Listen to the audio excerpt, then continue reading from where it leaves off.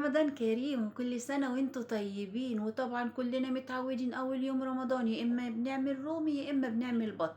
وطبعا مع اسعار الرومي والبط الخيالية محدش بقادر يجيبه، لكن على مين احنا عملنا سفرة اول يوم رمضان بيديك تحفة تحفة جدا، واسعار اقتصادية برضو غير الرومي وغير البط، وجميل جدا. وعملنا احلى سفرة في اول يوم رمضان بيجيك من الديوك اللي هي الفراخ الامهات اللي بتبقى كبيرة عندي الفرارجي دي.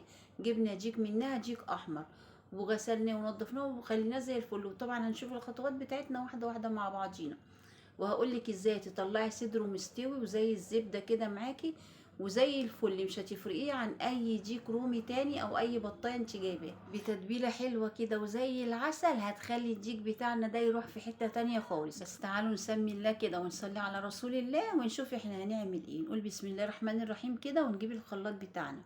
انا جايبه معايا بصل وجايبه طماطم وجايبه فلفل وجايبه توم ومعلقتين ملح كبار. طبعا الخلطه بتاعتنا كبيره علشان الديك بتاعنا بسم الله ما شاء الله كبير، وكمان هنحشيه بطاطس، فعشان البطاطس كمان تبقى متبله معانا. حطينا الخلطة بتاعتنا في الخلاط وكمان حطيت عليها معلقتين كبار متسيحين من الزبدة. نجيب بقى التوابل بتاعتنا، والتوابل بتاعتنا عبارة عن فلفل اسود وكزبرة ناشفة وحبان مطحون وشوية زعتر ورشة بسيطة كده من القرفة وكمان رشة من القرنفل. ومعايا كمان معلقتين من العسل الاسود، وممكن طبعا تحطي بدلهم عسل ابيض لو موجود عندك. العسل الاسود هيدينا طعم جميل جدا للتتبيلة وللديك بتاعنا، سواء عسل اسود سواء عسل ابيض هيدينا طعم جميل جدا، وكمان هيدينا لون جميل جدا في تحمير الديك بتاعنا. هناخد ده كله نضربه في الخلاط، وعلشان الخلاط بتاعنا يشتغل انا حطيت معلقتين ميه مكان الزبده وحطيتهم في الخلاط عشان الخلاط يلف معانا. بعد كده بقى بعد ما ضربت الخليط كله في الخلاط هاخد شويه من التتبيله دي واشيلها الفها بستريتش كده او بكيس واحطها في التلاجة، لان انا مش هشتغل بيها النهارده، هشتغل بيها تاني يوم. ممكن تحطيها بقى في الفريزر او في التلاجة عادي مفيش مشكله. بعد كده بقى نجيب الديك بتاعنا طبعا غسلناه كويس جدا ونضفناه وحطيناه في محلول النقع بتاعنا. قعدناه يجي ساعتين في محلول النقع، ودعكته بليمون وخليته زي الفل. ليمون كده وجنزبيل بيضيع اي ريحه زفاره عندك في اي طيور. دعكته بالليمون كويس جدا وبالجنزبيل. وكمان نسيت اقول لكم ان انا في التتبيله بتاعتي دي كنت حاطه ليمونه مقطعاها شرايح وحطاها كمان مع المكونات بتاعتنا.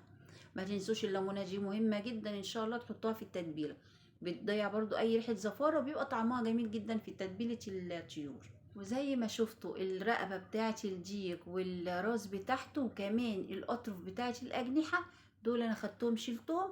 هنعمل بيهم شوربه. الشوربه اللي هنعمل بيها شويه الرز، تعملي بقى بيها شويه رز، تعملي بيها شويه ملوخيه، تعملي بيها اي حاجه. خدت الراس والاجنحه والرقبه عشان نعمل بيهم الرز بتاعنا، خدتهم بقى كده وشلتهم.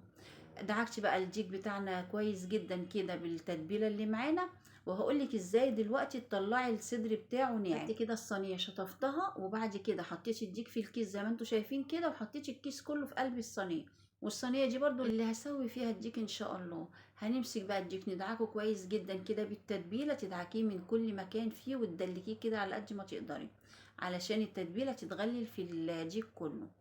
المهم كده انا خدت دلوقتي التتبيله خلاص حطيتها كلها على الديك، وهلف الكيس. طبعا مش هربطه، طبعا الكيس ده كيس حريري وانا مش هربطه لاني لسه هفتح الكيس تاني واحط فيه الخضار. هاخد بقى الديك بقى اروح قلبيه على وشه كده زي ما انتم شايفين معانا كده بالظبط، علشان هبيته بالشكل ده في التلاجة، ويبقى الصدر بايت في قلب التتبيله بقى تنعم الصدر معاك. ولازم تسيبيه ليله كامله في التلاجة، لازم تبيتيه في التتبيله بتاعته ليله كامله على الاقل، يعني اقل حاجه ليله كامله.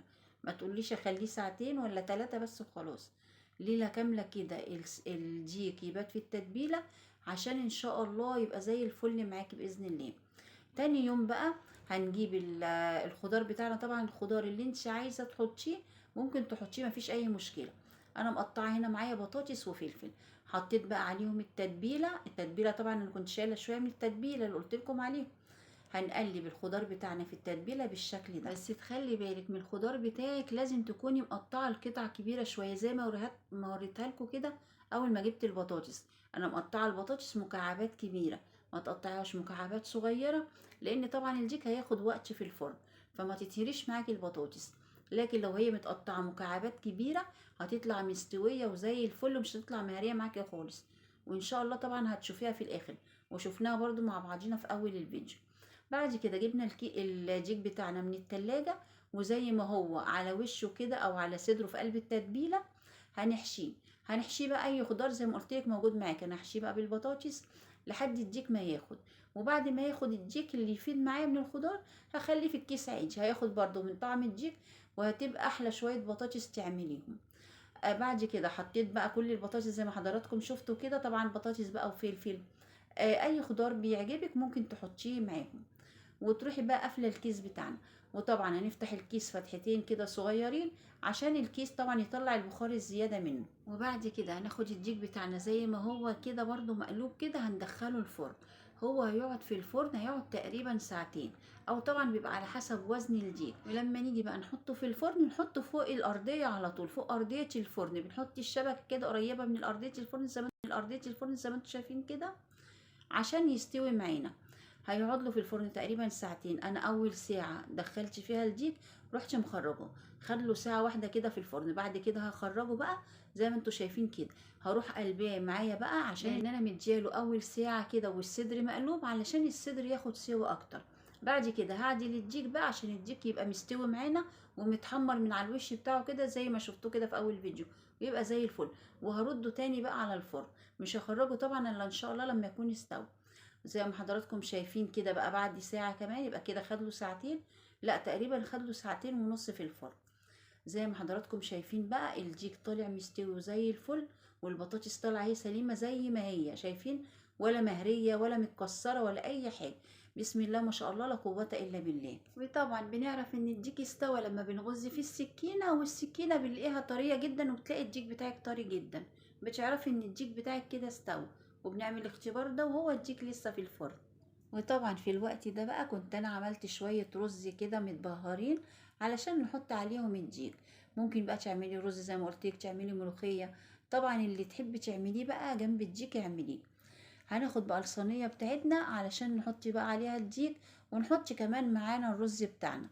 لو عايزين طريقة الرز دي، الرز ده انا عاملاه ومنزلاه على صفحة الفيس عندي، عاملاه تحفة جدا. الرز متبهر وفي منتهى الجمال مع الديك بقى، مش عايزة اقول لكم طعمه كان عامل ازاي. والله وصفة لذيذة وجميلة وبرضه اقتصادية، غير البط وغير الرومي طبعا. اسعارهم زي ما حضراتكم عارفين بقت في العالي جامد جدا، لكن ده طبعا بالتتبيلة بتاعته، وكمان ان احنا شاويينه كده في الفرن. بصراحة تحفة جدا وهيعجب اي حد ان شاء الله.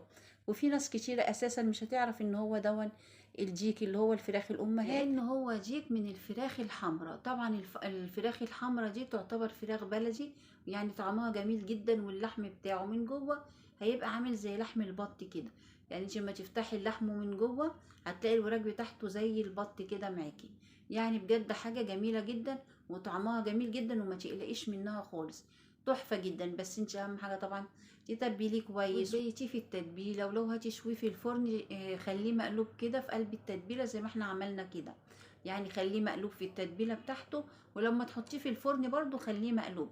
وبعد ساعه من تسويته في الفرن روحي عدلاه الناحيه التانية علشان الصدر كده يشرب من التتبيله ويبقى طعمه حلو جدا كده معاكي.